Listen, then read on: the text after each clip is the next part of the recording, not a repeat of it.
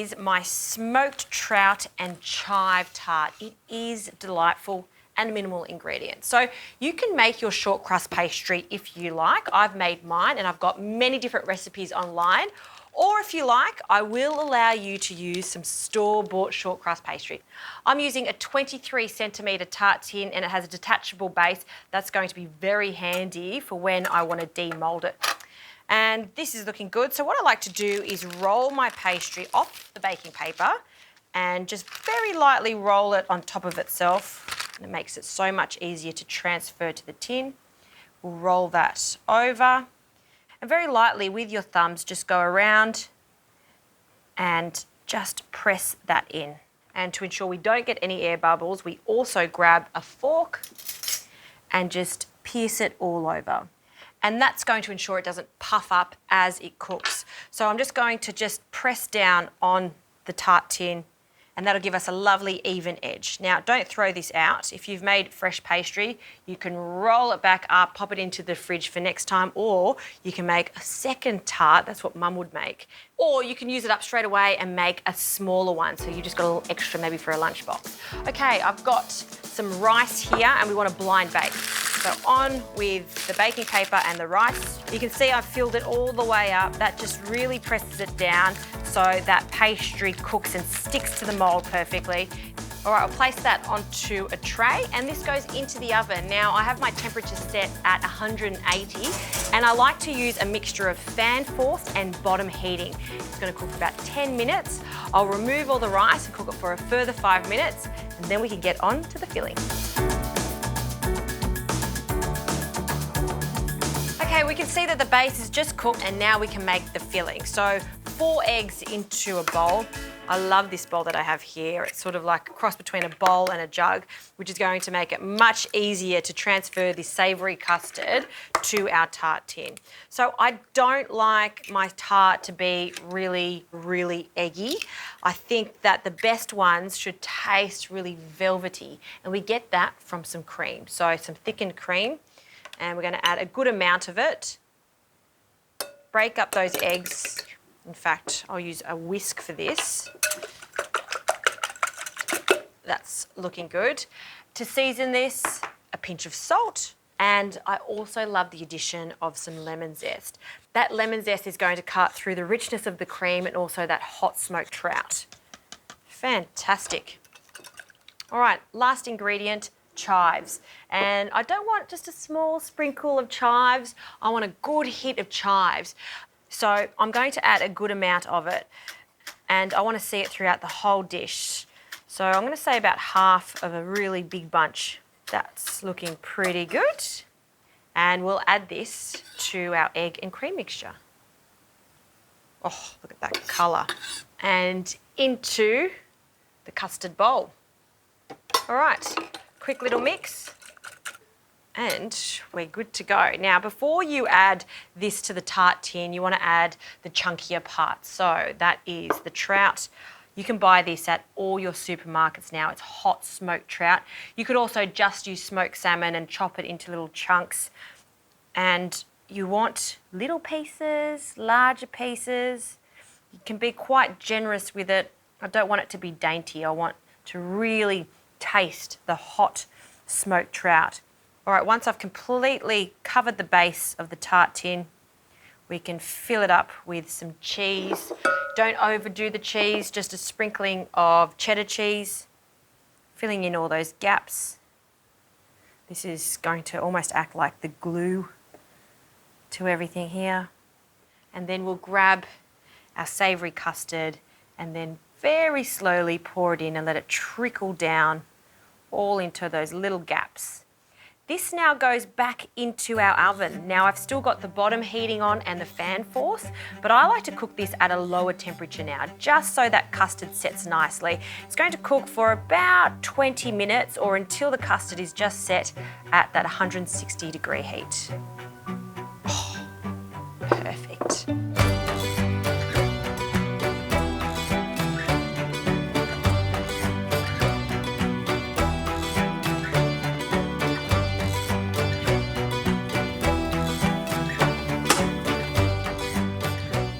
I'm so impressed with the results of this. It looks so good. But when you bring it out of the oven, do let it settle for about 15 to 20 minutes before serving it. You don't want it to be too piping hot. So now that I can handle it, I will take it out of the tart shell, and the base we're just going to carefully take off. I've just got a palette knife here. We'll just take that off very slowly. You don't want to get to this stage and break it. Okay, and then we'll slide that off. Oh, gorgeous. And before I slice into this, I'm just going to prepare a little garnish to go with it. So just some mesclun lettuce leaves onto a plate. And you can dress this with a mustard dressing, or I just like it really fresh. That lemon that we had before for the zest, we'll use the juice just to dress it. Always extra virgin olive oil and a hint of salt. That's it. Keep it super simple. And then to cut into this beauty, a nice generous wedge. Look at this flaky pastry. And look at that, it is absolutely chockers of that hot smoked ocean trout. You can see it's creamy, not too eggy, loads of chives, the way I like it. Place that onto a plate. And this is the style of lunch I crave. It's very French to have a quiche or a tart like this for lunch, or even for a dinner. Everyone is going to love that. Hot smoked trout and chive tart. Give that one a go. There's nothing more festive than rotisserie meat, and I'm lucky enough to have a rotisserie oven. So I'm going to show you how to do the best roast lamb, of course, with lots of classic veggies. So first up, I've got a leg of lamb, and I've asked my butcher to debone it, but leave the shank on it. I've also tied it, and whenever you're cooking a roast lamb, whether you're cooking it just classically in the oven or you're putting it onto a rotisserie skewer, you want it to come to room temperature. Also, seasoning and oiling is important, so a drizzle of extra virgin olive oil. And don't be afraid to season this well with salt. So a good pinch of salt all over this beautiful leg of lamb. Now, there's roasting in the oven, and then there's rotisserie cooking. And what I love about rotisserie cooking is you get that beautiful hot 360 degrees going around the piece of meat. So you're going to get this caramelization all over the meat, and of course it's still going to be really, really juicy. So after you've seasoned it, we need to place it onto the skewer, and the skewer will go through nice and easily. Just ensure that it is through the center. You want it to be perfectly through the center, and then you'll see a prong at the end, so it's quite sharp. You want that so it's secure and in place. We need to do that onto the other side now. So we've got another prong. We'll place that through our rotisserie skewer. And again, we're going to fasten that into place. You'll see there's also a little screw there, so we just need to tighten that, and that's how easy it is to do. Now, before we pop this in the oven, the veggies, so you can imagine this, it's going to be on the rotisserie, and the fat's going to be gently dripping down. That fat is flavour, and it's going to flavour our veggies. So I've got loads of onions, some tomatoes, potatoes, rosemary, and lamb loves garlic, so lots of garlic. So I'm just going to roughly chop everything, pop it onto a large flat tray, and this will also go into the oven. I've placed our vegetables onto the bottom shelf just so all that beautiful fat can run down and flavour the veggies. I'll place our lamb roast into the oven, and you just want to place the skewer straight into the motor hole and just rest it on the rack. Now we want to take the rotisserie handle off, so that just screws off very easily. Close the oven, and it's as simple as just going through the functions and finding the rotisserie function, and away it goes. Now, halfway through this cooking process, I'm going to add some beans too, because I find beans with lamb are just the best. It's going to be so good.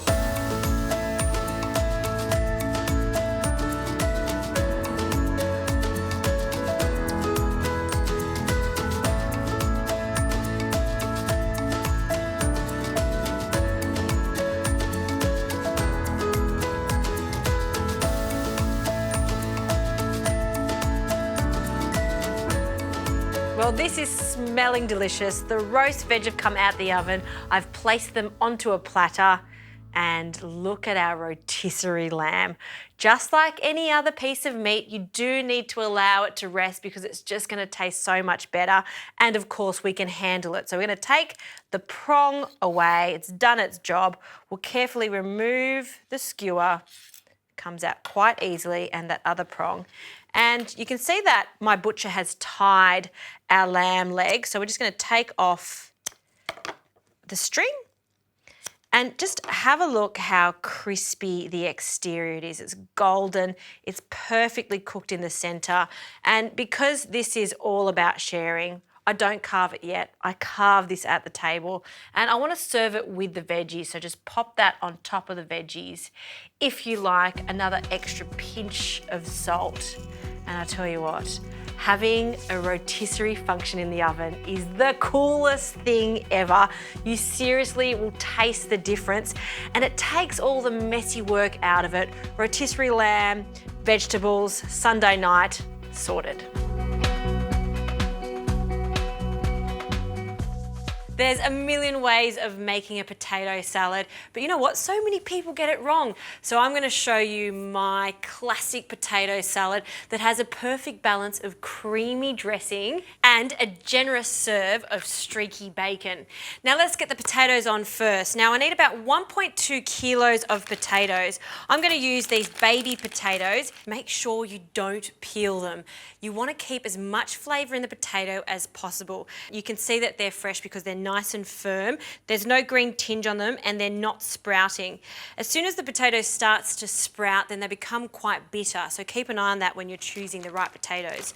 Now I'm going to steam these today, but you can place them in a pot of cold water and then bring it up to the boil. That's a general rule when you're cooking with root vegetables. Steaming's a great way, however, to keep in as much flavour as possible. So into a steamer basket, I've placed some water in the bottom of the saucepan and add a generous amount of water because these are going to take about 40 minutes to steam. Now, of course, the time does really depend on what size your potatoes are. So the trick is to just place a skewer in the center of them. And if the skewer comes out quite easily, then you know they're ready. Nothing worse than an undercooked potato for a potato salad. Place that in an even layer, lid goes on, and then now we'll turn the heat on it. If the water's already boiling in the pot, then that'll mean that it'll cook really fast on the outside and take forever to cook in the center. So a nice even cook. Let's get on to the bacon. I love streaky bacon. I think it's a perfect portion of fat to meat content, which will give us really crispy bacon. So streaky bacon that we're just going to cut in half, half again. And then what we want to do is just finely chop it. Essentially, we want to make a bacon crumb. Now again, we're going to place this into a cold pan. And that's another misconception. You think that the pan should be really, really hot when you put your bacon in. But if you start it as a cold pan and work your way up, what's going to happen is the fat's going to render, leaving you with crispy bacon. So I'll finish chopping this and then into the pan, and it'll cook for about 8 to 10 minutes until really crispy.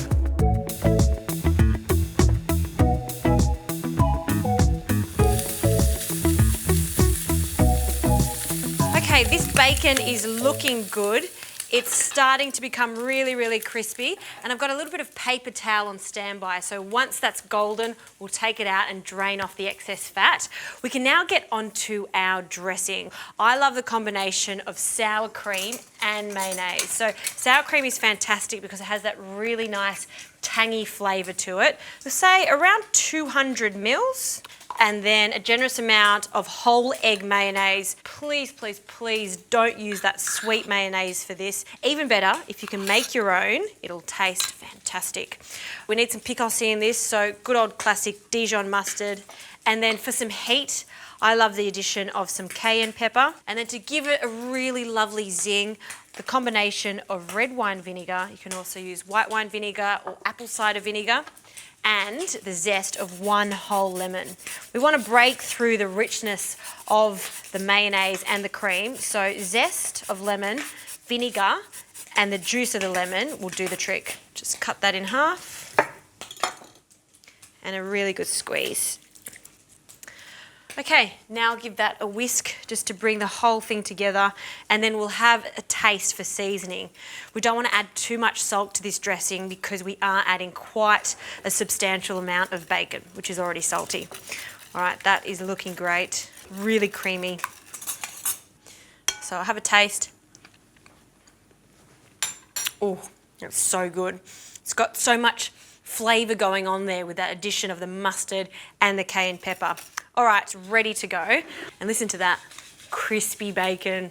There's nothing more satisfying than cooking bacon, but we do need to drain away any excess fat and just let that cool down a bit. Once that cools down, it becomes really, really crispy, just like crackling. Okay, for the herbs for this, I love a combination of parsley, dill, spring onions, and chives. I'm also going to add some cornichons, which are baby pickles. You can use any pickle you like, but again, it's one of those things that I think is essential in a potato salad. So chopping all this up, I'm going to add half of it to the dressing, and the rest I'm going to keep on the side, and that's going to be the garnish when the potatoes are done.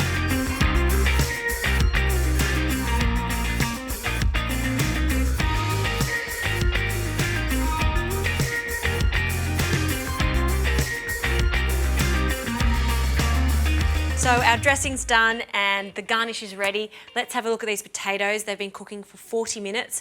I've turned them off and allowed them to just cool enough so that you can handle them. Now, in regards to checking if the potato is cooked, just place a skewer in the centre, and if it doesn't resist, it's ready to go. These potatoes are fantastic as is. You can leave the skin on, but I'm just going to take it to the next level, and this is the easiest way to peel them, just with your fingers. And you can see the skin comes off so easily. So I'm going to finish these potatoes, roughly chop them, and then place them in our delicious dressing.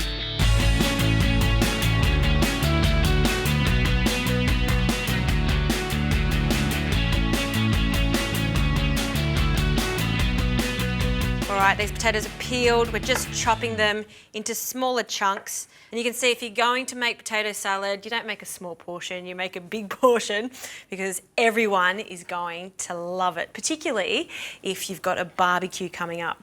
And then we're going to fold them into the sauce.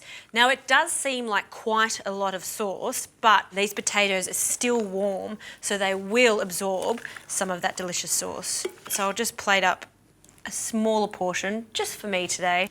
And if you are going to make this ahead of time, let's say a couple of hours, and you do need to put it in the fridge, by all means do that, but take it back out of the fridge 1 to 2 hours before serving it, so it does come back to room temperature, because it's just going to taste so much better. All right, our little garnish, fresh herbs over the top, and then our crunchy bacon that resembles crackling. That is, honestly, the best potato salad you'll ever make. No need to add eggs to it, just really good dressing, lots of herbs, and don't forget, crispy bacon.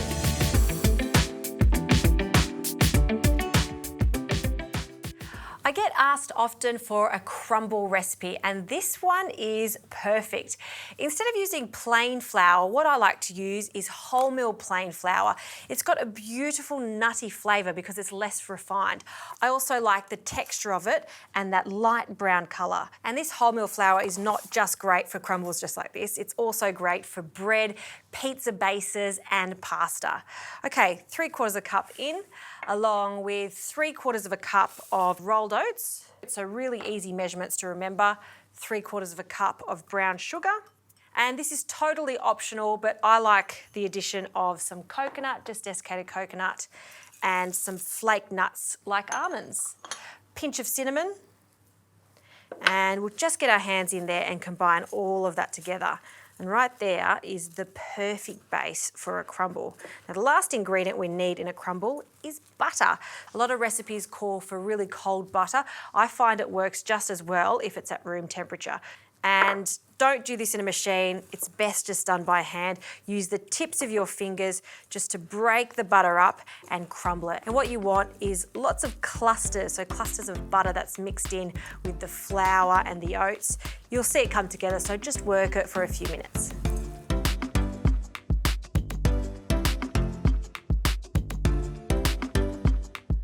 Look at this crumble, just perfect. Okay, onto the filling. I love the addition of pears, so I've got 4 pears that I've sliced. To this, I'm going to add some berries, so fresh blackberries, 2 punnets, so 250 grams. You could also use some strawberries or raspberries, even blueberries work a treat. And what I like to do is combine this with a small amount of sugar, a couple of tablespoons, and a good squeeze of lemon juice.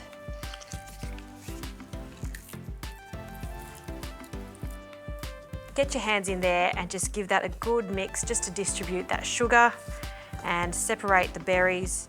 Okay, all we need to do is put our beautiful wholemeal flour mixture over the top, and this crumble goes into the oven, 180, and it's going to cook for 45 minutes to an hour.